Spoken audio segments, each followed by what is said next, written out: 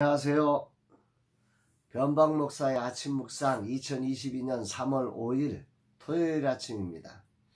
오늘은 이사야서 23장 1절로 7절 말씀을 통해서 희락의 성 두로도 이런 제목으로 함께 말씀 묵상의 은혜를 나누겠습니다. 주일을 준비하는 날입니다. 한 주간이 정말 빠르게 총알처럼 지나가는 것 같습니다. 세계는 우크라이나 전쟁으로 인해서 위험이 높아졌고 우리는 대통령 선거로 혼란스럽습니다. 코로나 환자는 연일 증가하고 그럼에도 불구하고 백성들은 이제 감기 수준으로 이해하는 그런 수준에 이르고 있습니다. 이렇게 세상이 혼란하게 움직여지고 다급하게 움직여지고 있는 때인데 저는 젊은 세대 사역자들과 작은 교회들을 위한 플랫폼 개발과 이들을 위한 비빌 언덕이 되기 위해 몸부림치느라 한 발 떨어져 살고 있습니다. 앱을 하나 개발하는 것이 얼마나 많은 시간과 비용이 투자되어야 하는지를 하면 할수록 실감하고 있습니다. 이제 마지막 단계에 이른 앱 개발 현장을 살피며 라마나요 선교회가 한 일이 얼마나 무모한 도전이었는지를 돌아보게 됩니다. 오직 젊은 세대 사역자들을 일으켜 다음 세대에 하늘부흥이 일어나게 하고자 시작했습니다. 기회의 플랫폼을 온라인에도 열어놓아야 한다고 무작정 도전한 것입니다. 아무런 지식도 준비도 없이 시작해서 여기까지 온 것만 해도 생각해보면 기적입니다. 바투프라임을 통해 도전할 기회를 주심에 그저 감사할 뿐입니다. 지난 목요일 바투프라임 정영호 대표님과 또 땡스기브 송수민 대표와 함께 앱 개발의 일정에 대한 마지막 조율 시간을 가졌습니다. 그동안 방향성을 놓고 분명한 결정을 내리지 못해 고민하다가 최종적으로 분명하게 방향을 결정한 것입니다. 성경적 가치관을 가진 다양성 있는 콘텐츠들이 모여질 플랫폼을 만들어 젊은 세대와 작은 교회 사역자들이 기회를 창조할 수 있는 플랫폼이 되려고 합니다. 솔직히는 아직도 정확한 방향성이 정해진 것은 아닙니다. 다만 진심을 담은 콘텐츠를 만들어 일단 베타 버전에 출시를 해서 함께 하시는 분들의 의견을 수렴하는 과정을 거치며 구체적인 방향을 확정하기로 했습니다. 주님의 인도하심과 공급하심이 꼭 필요한 때라 간절히 기도하게 됩니다. 주님 인도하여 주옵소서. 주일을 준비하는 날 주님은 오늘 어떤 말씀으로 인도하실까? 본문에는 두로와 시돈에 대한 경고의 말씀이 기록되어져 나옵니다. 1절 두로에 관한 경고라. 다시스의 배들아 너희는 슬피 부르짖을지어다. 두로가 황무하여 집이 없고 들어갈 곳도 없으며 이 소식이 기띔 땅에서부터 그들에게 전파되었습니다. 이제 열방에 대한 경고가 바벨론에서 시작해서 두로에서 끝이 납니다. 그러니까 두로와 시돈은 열방에 대한 경고의 마지막이란 말이죠. 이사야 예언의 28번째 예언에 해당되는 부분입니다. 여기서 주목할 것은 바벨론으로 시작해서 두로와 시돈으로 끝나는데 그 바벨론이 뭐냐면 당대의 군사력으로 세계를 지배하던 나라고 두로와 시돈은 경제력으로 세계를 지배하던 세계를 움직이는 두 축이라는 말입니다. 군사력과 경제력을 가진 무역의 대국인 이 바벨론과 두로와 시돈으로 열국에 대한 예언을 하나님은 마무리하십니다. 두로는 동부 지붕의 연안에 위치한 고대 베니게의 중요한 네 성읍이었던 아라두스, 비블로스, 시돈, 두로 이 중에 주요한 유명한 항구 도시입니다. 그 자매 항구인 시돈은 약 북쪽으로 40km 정도 떨어진 곳에 있습니다. 산과 바다로 둘러싸인 두로는 일찍이 바다를 개척해서 지중해를 통한 해상무역을 통해서 아주 강력한 그리고 강력한 세계를 연결하는 무역국가로서의 입지를 굳건하게 했던 것입니다. 이런 두로를 향해 하나님은 이사야 선지자를 통해서 슬피 부르짖으라 말씀하고 있습니다. 두로가 황무하여질 거라는 거죠. 집이 없어 돌아갈 집이 없어진다는 것입니다. 이 말이 무슨 뜻이에요?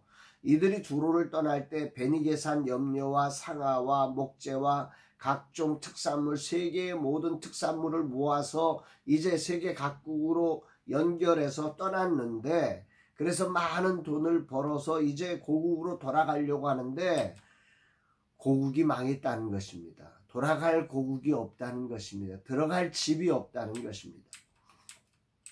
이게 1절의 말씀입니다. 그동안 이들은 열국을 연결하는 시장이 되어 부를 축적해 왔는데, 정말로 어떻게 이 부를 축적했는지를 3절은 이렇게 설명하죠.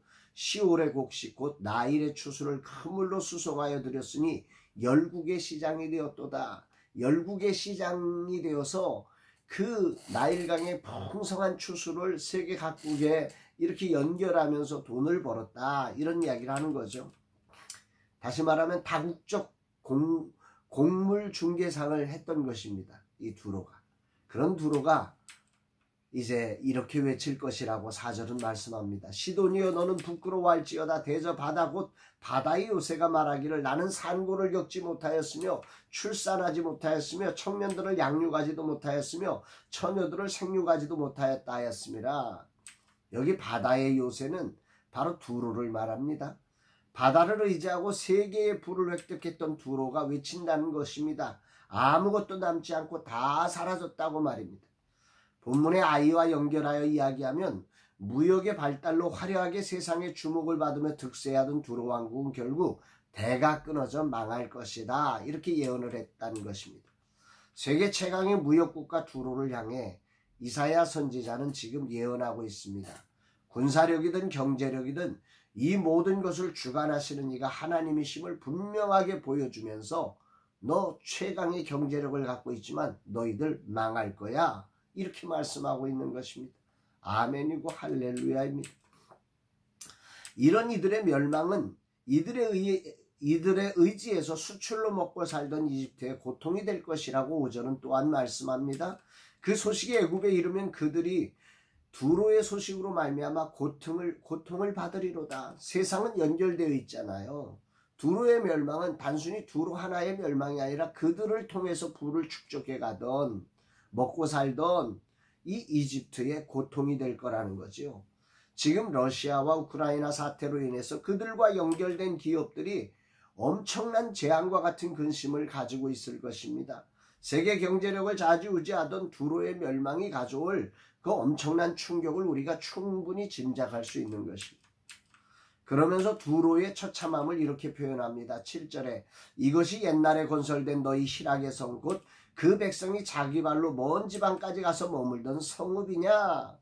이 도시는 약 2700년이나 된 역사가 있는 도시입니다. 그리고 두로는 세계를 연결하는 상업도시로 세상의 주요 인물들이 연결하려고 애쓰던 가장 활동적이고 창조적인 도시였습니다.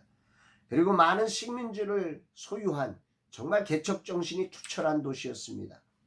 이 말을 종합하면 무슨 얘기입니까? 한마디로 말하면 망할 수 없는 도시고, 한마디로 말하면 세상의 모든 사람이 가보고 싶은 도시, 그래서 희락의 성이었다는 것입니다. 성경은 그 도시를 희락의 성으로 불렸다. 어떻게 근데 이 성이 망할 수 있단 말인가? 선지자는 이렇게 외치고 있는 겁니다. 오늘 주님은 내게 무엇을 말씀하시는 것인가? 첫째로 인간의 생사화복이 하나님의 손에 있음을 오늘 본문은 분명하게 드러내시는 거죠.